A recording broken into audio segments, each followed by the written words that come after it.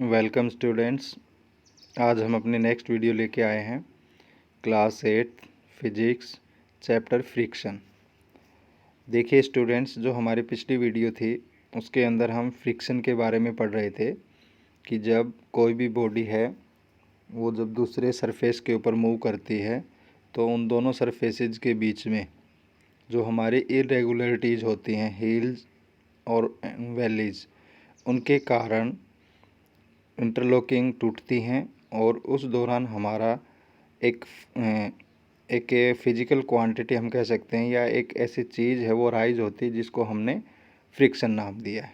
ठीक है, मतलब एक बॉडी है दूसरी बॉडी के ऊपर स्लाइड करेगी तो उन दोनों सरफेसेस के बीच में एक फोर्स राइज हो जाता है जिसको हम फोर्स ऑफ फ्रिक्शन कहते हैं, और ये हमेशा ही बॉडी के मोशन का अपोज करता है और इसकी डायरेक्शन हमेशा ही बॉडी के मोशन से अपोजिट होती है। तो स्टूडेंट्स, इस वीडियो में हम टाइप ऑफ फ्रिक्शन कितने प्रकार का होता है वो स्टडी करेंगे। तो आइए शुरू करते हैं। Types of friction. The force of friction is of 3 types. जो फोर्स ऑफ फ्रिक्शन है वो 3 तरह का होता है: static friction, limiting friction, kinetic friction. ठीक है, तो देखो इसको समझना बड़ा इजी है कि देखिए आपके पास कोई चेयर है, आप उसके ऊपर हल्का सा फोर्स लगाते हैं, ठीक है, लेकिन चेयर है ना, आपने फोर्स लगाया लेकिन चेयर मूव नहीं कर रही है। ठीक है, तो जब हम फोर्स लगाएं और ऑब्जेक्ट वो मूव नहीं करता है तो उस दौरान उसके अंदर जो फ्रिक्शन है वो हमारा स्टैटिक फ्रिक्शन कहलाता है। ठीक है, लिमिटिंग फ्रिक्शन की बात करें तो लिमिटिंग फ्रिक्शन वो फ्रिक्शन होता है कि जस्ट स्टार्ट टू मूव, कि आप चेयर पे थोड़ा सा और फोर्स लगाएं ना, तो बस थोड़ा सा फोर्स लगाते ही क्या होगा कि आपकी चेयर मूव करना शुरू कर दे। तो मूव करने जितने फोर्स से वो जस्ट स्टार्ट टू मूव, ठीक है, वो हमारा लिमिटिंग फ्रिक्शन कहलाता है। और जब जब कोई भी ऑब्जेक्ट या बॉडी मोशन में होती है तो उस दौरान उसके अंदर जो फ्रिक्शन होता है वो हमारा काइनेटिक फ्रिक्शन कहलाता है। ठीक है, तो आइए हम इनको और डिटेल में पढ़ें। तो सबसे पहले हम बात करें static friction. The opposing force that comes into play when one body tends to move over the surface of another. ये वो अपोजिंग फोर्स होता है और ये कब आता है? जब कोई एक बॉडी है वो दूसरी बॉडी के सरफेस पे मूव करने की कोशिश करती है, but the actual motion has not started. लेकिन वास्तव में मोशन स्टार्ट नहीं हुआ है, हमने फोर्स लगाया लेकिन बॉडी का मोशन स्टार्ट नहीं हुआ है। क्यों नहीं हुआ है? क्योंकि उस समय जो उसके अंदर जो फ्रिक्शन है वो क्या होता है? Static friction. ठीक है, तो it prevents the motion and does not allow two bodies to slide up one another. ठीक है, ये मोशन को, जो मोशन है किसी भी बॉडी को मोशन में नहीं आने देता है। ठीक है, और जब स्टैटिक फ्रिक्शन होता है दो बॉडीज़ के बीच में तो वो एक दूसरे के ऊपर स्लाइड नहीं करती। अब हम बात करें हमारा limiting friction. If one move a heavy box from one place to another. ठीक है, यदि हम क्या करते हैं कि एक हैवी बॉक्स उसको एक जगह से दूसरी जगह पे ले जाते हैं, the force required to overcome friction, तो हमें उसके ऊपर इतना फोर्स लगाना पड़ेगा कि वो जो फोर्स ऑफ फ्रिक्शन अराइज हो रहा है ना उससे ज़्यादा हो। ठीक है, जैसे मान लीजिए एक बॉक्स है, उसको मूव कराने के लिए भाई उसके ऊपर फ़िलहाल वो रेस्ट में है ना, तो मान लीजिए 5 न्यूटन उसके ऊपर स्टैटिक फ्रिक्शन है, तो आप उसके ऊपर 5.1 जो 5.1 न्यूटन फोर्स लगाओगे ना तब वो मूव करेगा।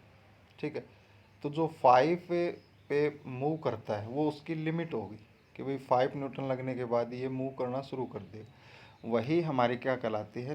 वो जो लिमिट है वही हमारा लिमिटिंग फ्रिक्शन कहलाता है।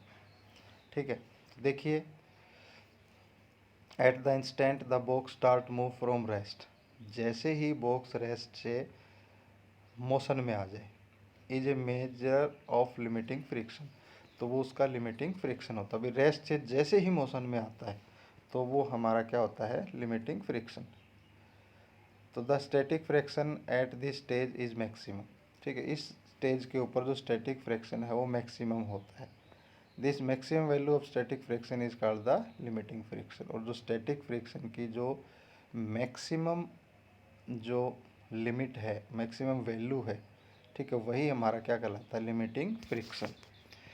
Hence, limiting friction is the maximum opposing force that come into play when one body just at the verge of move over the surface of another body. Limiting friction वो maximum opposing force होता है जो कब आता है, जब एक body just start to move over the surface of another body. ठीक है, जैसे ही बॉडी रेस्ट से मोशन में आ जाए तो उस समय जो फ्रिक्शन की वैल्यू थी मैक्सिमम, वो हमारा लिमिटिंग फ्रिक्शन कहलाता है। उसके बाद हम बात करते हैं kinetic friction. When we increase the applied force slightly beyond the limiting friction, जो लिमिटिंग फ्रिक्शन से थोड़ा सा हम ज़्यादा फोर्स बढ़ा दें तो we see that box begins to slide slowly, तो आप देखोगे कि बॉक्स वो धीरे धीरे स्लाइड करना शुरू कर देता है। ठीक है, this does not mean the friction has disappeared, तो इसका मतलब ये नहीं हुआ कि फ्रिक्शन है वो ख़त्म हो गया। It only means that the applied force is now greater than the force of limiting friction. इसका मतलब ये है कि अब जो आप फोर्स लगा रहे हो ना, आपके द्वारा जो लगाया गया फोर्स है वो लिमिटिंग फ्रिक्शन से ज़्यादा है। तो the force of A friction at this stage is called kinetic friction. और इस स्टेज के ऊपर जो फोर्स ऑफ फ्रिक्शन होता है वो हमारा काइनेटिक फ्रिक्शन कहलाता है। Hence, kinetic friction is the opposing force that come into play when one body is actually moving over the surface of another body। ठीक, तो काइनेटिक फ्रिक्शन है वो अपोजिंग फोर्स है जो कब आता है, जब एक बॉडी है वो दूसरी बॉडी के ऊपर एक्चुअली स्लाइड कर रही है, मूव कर रही है। ठीक है, तो there are two types of kinetic friction. और जो काइनेटिक फ्रिक्शन होता है ना वो दो तरह का होता है। ठीक है, sliding friction and rolling friction. तो स्लाइडिंग फ्रिक्शन जैसे कि नाम से पता चल रहा है, जब एक बॉडी दूसरी बॉडी के सरफेस पे स्लाइड करे तो उस समय जो उनके बीच में फ्रिक्शन है वो स्लाइडिंग फ्रिक्शन कहलाता है। The opposing force that comes into play when one body is actually sliding over the surface of another body is called sliding friction. ठीक है, ये वो अपोजिंग फोर्स है जो कब आता है, जब एक बॉडी है वो दूसरी बॉडी के सरफेस पे स्लाइड करती है। ठीक है, तो स्लाइड कर रही है तो उस दौरान उनके बीच में जो फोर्स ऑफ फ्रिक्शन है वो हमारा स्लाइडिंग फ्रिक्शन कहलाता है। For example, when A log of would is moved on the flat surface it slides. मान लीजिए कोई लकड़ी का टुकड़ा है वो किसी फ्लैट समतल सरफेस उसके ऊपर स्लाइड कर रहा है। In this case the opposing force is called sliding friction. इस केस में जो अपोजिंग फोर्स है वो हमारा स्लाइडिंग फ्रिक्शन कहलाता है। ठीक है, बिल्कुल ऐसे ही बात करें काइनेटिक का दूसरा जो टाइप है rolling friction. The opposing force that come into play when one body is actually rolling over the surface of another body is called rolling friction. तो ये वो अपोजिंग फोर्स है जब एक बॉडी दूसरी बॉडी के ऊपर रोल करती है तो वो हमारा रोलिंग फ्रिक्शन कहलाता है। For example, when a wheel और a log of wood rolls over the flat surface. ठीक है, मान लीजिए कोई पहिया, व्हील या लकड़ी का कोई गट्ठा, ठीक है, उसको एक फ्लैट सरफेस पे रोल करें। देखो जैसा कि इसमें आप देख पा रहे हैं। ठीक है, तो उस समय जो अपोजिंग फोर्स होगा वो हमारा रोलिंग फ्रिक्शन कहलाएगा। इसमें आप देख पा रहे हैं स्लाइडिंग, इसमें इस गट्ठे को खींचा जा रहा है तो ये स्लाइड कर रहा है और यहाँ पर इसको धकेला जा रहा है तो यहाँ पे ये रोल करता हुआ जा रहा है। तो ये हमारी दो टाइप हैं काइनेटिक फ्रिक्शन की। ठीक है, अब यहाँ पे भाई रोलिंग फ्रिक्शन है वो स्लाइडिंग फ्रिक्शन से कम होता है। ठीक है, जो रोलिंग फ्रिक्शन है वो स्लाइडिंग फ्रिक्शन से कम है। आप इसको एक एक्टिविटी में बता सकते हैं। ठीक है, कैसे बताएंगे, इसके लिए हम यहाँ पे सीधा यहीं चलते हैं। ऊपर का आप स्टडी कर लोगे। देखो जो स्प्रिंग बैलेंस है ना, ये हमारी रीडिंग देगा फोर्स की। ठीक है भाई, हमने ज़्यादा फोर्स लगाया है तो इसका मतलब इस केस में ज़्यादा लग रहा है। ठीक, इसमें कम लगाया है तो कम लग रहा है। ठीक, तो हमने एक वुडन ब्लॉक ले लिया, एक लकड़ी का, ये आपको सामने दिख रहा है वुडन ब्लॉक ही ले लिया। ठीक है, और इसके जो हुक, एक एक एंड के ऊपर हुक लगा दिया, और जो स्प्रिंग बैलेंस होती है, ठीक है, जो वेट को मेजर करती है, वो हमने इसका हुक जो हमने वुडन ब्लॉक पे लगाया था उससे अटैच कर दिया। अब जैसे ही हम फोर्स अप्लाई करते हैं, ठीक है, यहाँ पे इस पॉइंट के ऊपर जब आप फोर्स अप्लाई करोगे, इसको खींचोगे, तो आप देख पा रहे हो कि इसके अंदर रीडिंग कितनी है। यहाँ पे देखिए, ये रीडिंग है 20। ठीक है, 20 आपने यहाँ पे जो रीडिंग दिखा रहा है। देखिए जो क्या होता है, जो स्प्रिंग बैलेंस है ना, वो हमारा वेट मेजर करता है। ठीक है, तो जो वेट आल्सो है फोर्स। ठीक, तो फिलहाल आप ये जैसे बड़ी क्लासेज में आप सीखोगे कि भाई वेट क्या होता है, W=mg के इक्विवेलेंट होता है।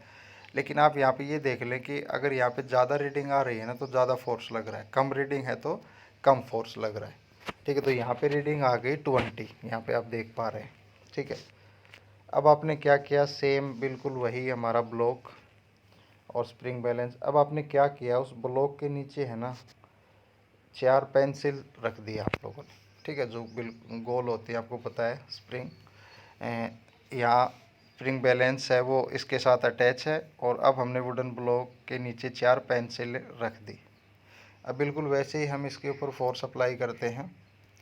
तो जब फोर्स अप्लाई करेंगे तो अब इसमें आप देख पा रहे हो कि रीडिंग कितनी है, 10। ठीक है, तो यहाँ से ये शो होता है कि जब हम पेंसिल लगाते हैं तो हमारा फोर्स वो कम लगता है। ठीक है, जब हम सीधा ही स्लाइड करते हैं तो फोर्स ज़्यादा लगता है। तो ये हमारी एक्टिविटी बताती है कि जो रोल, क्योंकि जब पेंसिल लगा देते हैं तो ये रोल करके जा रहा है, मतलब पेंसिल रोल कर रही है। ठीक है, तो यहाँ पे अब वो स्लाइड नहीं हो रहा है, तो यहाँ पे हम देख पा रहे हैं। तो हम कह सकते हैं कि जो हमारा रोलिंग फ्रिक्शन है वो स्लाइडिंग फ्रिक्शन से कम होता है। ठीक है, तो ये काफ़ी इम्पोर्टेंट एक्टिविटी है हमारा।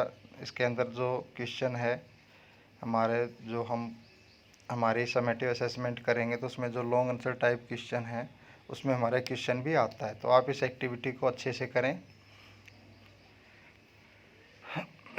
अब देखिए, when ever possible sliding friction is replaced by rolling friction. ठीक है, हम क्या करते हैं कि स्लाइडिंग फ्रिक्शन ज़्यादा होता है तो जहाँ पर हो सके, संभावना हो, तो हम वहाँ स्लाइडिंग फ्रिक्शन को रोलिंग फ्रिक्शन में चेंज करते हैं। This is achieved by using wheels, ball bearings, roller bearings आदि। ठीक है, ये हम कैसे कर सकते हैं।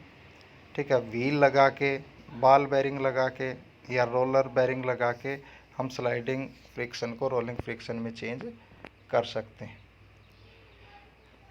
Children love to play roller skates to feel the adventurous fast motion. बच्चे हैं वो बड़ा ही पसंद करते हैं। ठीक है, जो रोलर स्केटेज होते हैं इन पे मूव करते हैं।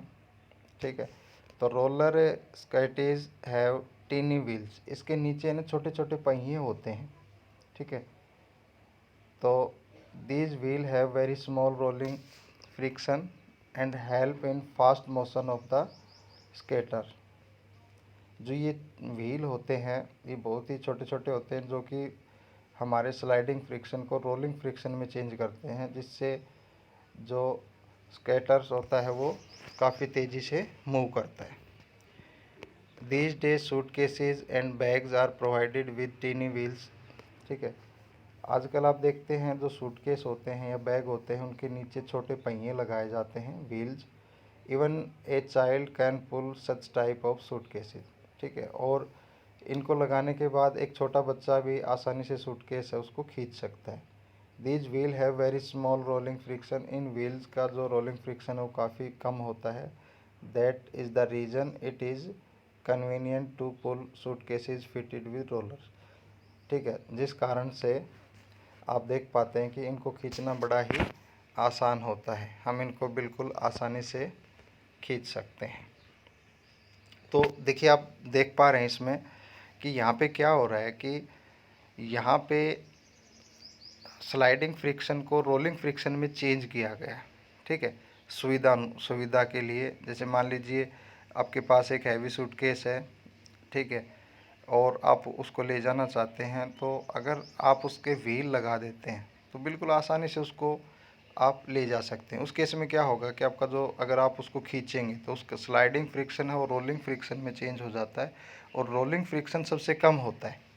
ठीक है, तो उसको ईजिली आप एक स्थान से दूसरे स्थान पे ले जा सकते हैं। तो स्टूडेंट, आपने देखा ये डिफरेंट टाइप ऑफ फ्रिक्शन था। इसके अंदर आपने देखा कि जो हमारा, हम कहेंगे कि 3 तरह का फ्रिक्शन होता है। स्टैटिक फ्रिक्शन, ठीक है, लिमिटिंग फ्रिक्शन, काइनेटिक फ्रिक्शन। और काइनेटिक फ्रिक्शन के 2 पार्ट होते हैं। ठीक है, कौन कौन से होते हैं? Sliding friction and rolling friction. और आपको पता है कि जो रोलिंग फ्रिक्शन होता है वो सबसे कम फ्रिक्शन होता है, तो इसलिए कोशिश की जाती है कि फ्रिक्शन को कम किया जाए।